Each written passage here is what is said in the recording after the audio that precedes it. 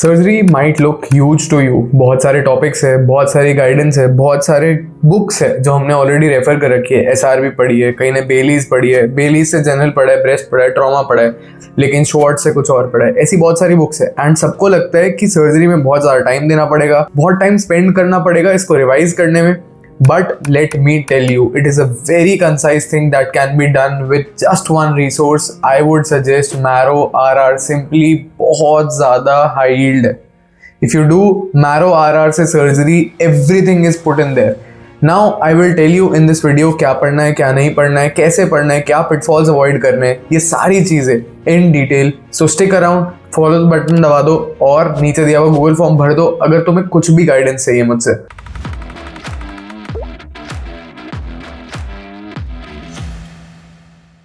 Let's crack NEET PG together.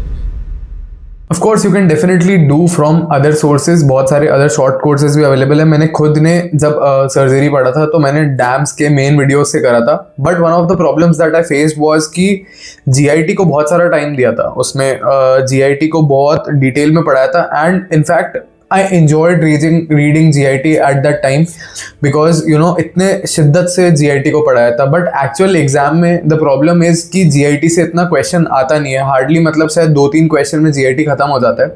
More emphasis is always on general surgery, breast, trauma and GUT.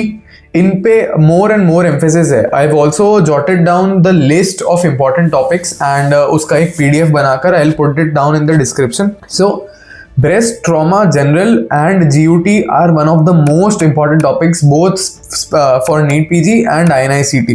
अब अगर मैं GIT की बात करूं, बहुत बड़ा है, इनफैक्ट सबसे बड़ा यूनिट है बट काफ़ी ज़्यादा लो यील्ड है। ठीक है, मैंने टॉपिक्स नोट डाउन किए and I am going to tell you some of those और मैं एक्सप्लेन करूंगा कि उसमें क्या स्पेशली एम्फेसिस करना है किन टॉपिक्स पे और किन टॉपिक्स को अपन थोड़ा थोड़ा छोड़ सकते हैं। ठीक है, अगर मैं जनरल सर्जरी की बात करूं और ट्रॉमा की बात करूं, सिंस एम्स में ट्रॉमा से रिलेटेड इमरजेंसी केसेस बहुत सारे आते हैं and AIIMS likes to ask about the things that are you know emergency cases, जैसे अपेंडिसाइटिस हो गया, पैनक्रेटाइटिस हो गया, कैन्युलाज हो गए, इन पे बहुत बार क्वेश्चन आता है। तो इंस्ट्रूमेंट्स हो गए, ये सारी चीज़ें जो इंटर्न की लाइफ में प्रेवलेंट है उन पे क्वेश्चन आता है। तो चेस्ट में जैसे क्वेश्चन आया, फ्लेल चेस्ट पे बहुत बार क्वेश्चन आता है, न्यूमोथोरैक्स, हीमोथोरैक्स, हीमोन्यूमोथोरैक्स, इन पे रिपीटेडली क्वेश्चन आता है। सिमिलरली हेड इंजरी में SAH, SDH, EDH, इनमें डिफरेंस और इनकी इमेज, ठीक है, हमेशा क्वेश्चन आता है इस पे, लगातार क्वेश्चन आता है इस पे। बर्न हो गए, बर्न में भी मल्टीपल टाइम्स क्वेश्चन आ चुका है, चाइल्ड,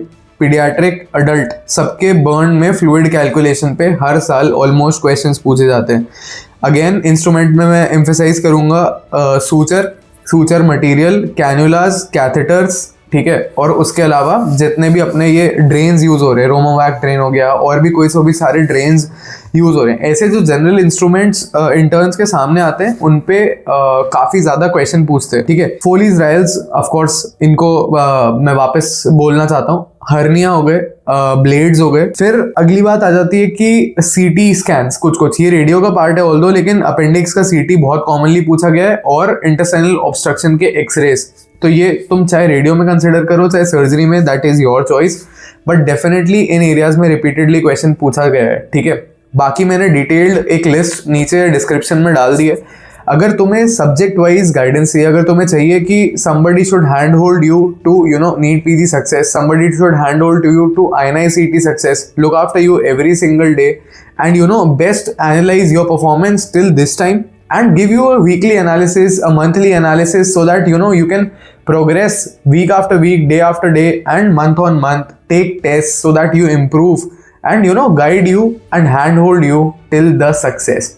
तो अगर ऐसा कुछ भी तुम्हें रिक्वायर्ड है, क्योंकि कैसा होता है, this is a very very lonely journey and you often you know fail to create momentum, and even if you create, you fail to maintain it. So this is where we are and this is how we help you.